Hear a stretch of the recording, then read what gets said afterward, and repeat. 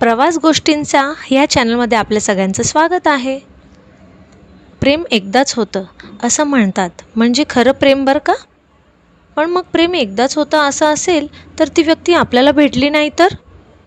प्रेम करणं सोपं असतं, अवघड असतं ते शेवटपर्यंत टिकून राहणं.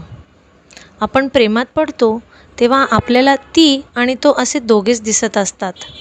पण खऱ्या आयुष्यात मात्र फक्त प्रेम असून चालत नाही, लढावं लागतं कुणाशी? चला तर बघू अशीच एक मराठी लव्ह स्टोरी. ही प्रेमाची गोष्ट आहे, पहिल्या प्रेमाची. जे पहिलं प्रेम विसरणं प्रत्येकासाठी अवघड असतं, पण काही गोष्टी देव आणि नशीब ह्यावर अवलंबून असतात. सकाळचे 8:30 वाजले तरी आईने अमितला जोरात हाक मारून उठवले. अमित अजूनही झोपेतच होता, कारण एकतर रात्री झोप पूर्ण झालेली नव्हती, पण तशी अमितची स्वारी आज खुश होती, कारण आज अमितचा कॉलेजचा पहिला दिवस होता आणि 10 वाजेपर्यंत त्याला कॉलेजला पोहोचायचे होते. त्याने लवकर आवरले आणि आईच्या पाया पडून अमित आदित्यच्या घरी पोहोचला. आदित्य म्हणजे आदी, अमितचा जिगरी मित्र.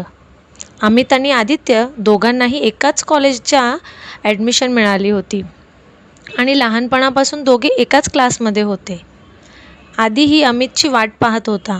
शेवटी त्यालाही कधी एकदा कॉलेजला जाईल असं झालं होतं. अखेर दोघे बाईकवरून कॉलेजला पोहोचले. पहिला दिवस असल्याने दोघांनाही कॉलेज कॅम्पस बघण्यात 1 तास गेला. नोटीस बोर्डवर क्लास नंबर बघून दोघे क्लास बघायला गेले खरे, पण एवढ्या मोठ्या कॉलेजचा पहिलाच दिवस असल्याने दोघांचाही जरासा गोंधळ उडालेला होता. शेवटी कसं तरी क्लास सापडला आणि दोघे क्लासच्या दरवाजाजवळ पोहोचले. मे आय कम इन सर? अमितने विचारले आणि दोघे क्लासमध्ये पोहोचले. क्लास संपल्यावर हळूहळू बाकीच्या मुलांशी दोघांचीही ओळख झाली. असेच 4-5 दिवस कसे गेले दोघांनाही कळलेच नाही.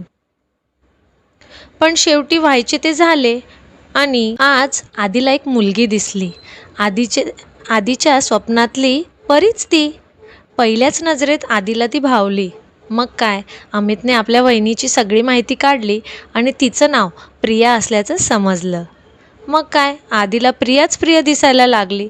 आदीने इंस्टाग्रामला प्रियाला रिक्वेस्ट पाठवली खरी, पण 1 आठवडा झाला तरी तिचा प्रतिसाद आलेला नव्हता. प्रिया तशी छान मुलगी होती, शांत स्वभाव आणि कुणाच्याही मनात भरावी अशीच प्रिया होती. आणि शेवटी इन्स्टावर प्रियाचा रिप्लाय आला. आदी आणि प्रिया आता मेसेजवर बोलायला लागले होते. मग व्हॉट्सॲपवर बोलणं सुरू झालं आणि एक दिवस आदीने तिला प्रपोज केलं. आदीचा स्वभाव पण प्रियाला आवडायला लागला होता, म्हणून तिनेही आदीला होकार दिला. कॉलेजला पहिल्याच वर्षी दोघांचं जुळून आलं होतं. मग काय, दररोज कॅन्टीनवर कोल्ड कॉफी तर कधी क्लास बुडवून गार्डनमध्ये फिरायला जाणं, असं सगळं सुरू झालं. अमितची मदत आदीला आणि प्रियाला होत असे, कारण या दोघांना कुठेही जायचं असेल तर अमितची बाईक कामी येत होती. आदी आता एक क्षणही प्रियाशिवाय राहू शकत नव्हता आणि प्रियाही. पण शेवटी व्हायचे ते झाले आणि प्रियाच्या घरीही कुणकुण लागली आणि प्रियाचं कॉलेज बंद झालं, मोबाईल पण बंद. आता मात्र आदीला काय करावं सुचत नव्हतं. आता अमितलाही आदीची काळजी वाटायला लागली. तो आदीला धीर देत होता, पण काही झालं तरी दोघांचंही कॉलेज ही पूर्ण झालेलं नव्हतं आणि अभ्यासाकडे लक्ष देणंही तेवढंच गरजेचं होतं. एक दिवस प्रियाने आदीला चोरून फोन केला आणि अश्रूंना वाट मोकळी करून दिली. आदी खूप रडला आणि शेवटी फोन कट झाला.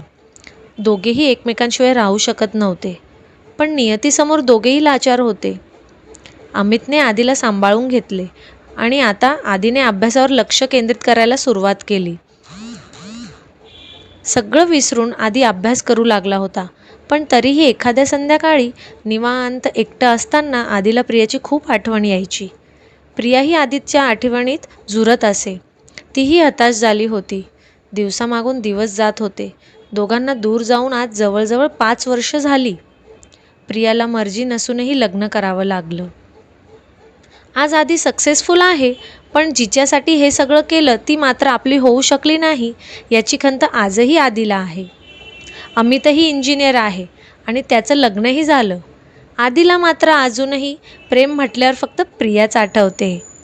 प्रिया माझी झाली नाही म्हणून काय झाले, तिच्यावर प्रेम करण्याचा अधिकार मला आहे आणि मी नेहमी तिच्यावर प्रेम करत राहील, असंच आदी अमितला सांगत असतो. शेवटी म्हणतात ना, प्रेम म्हणजे प्रेम असतं. थँक्यू. तर मित्रांनो, आज कशी वाटली तुम्हाला स्टोरी? जर तुम्हाला स्टोरी आवडली असेल तर नक्की कमेंट बॉक्समध्ये कमेंट करा. आपल्या चॅनलला सबस्क्राईब करा आणि व्हिडिओला शेअर करा, लाईक करा. थँक्यू.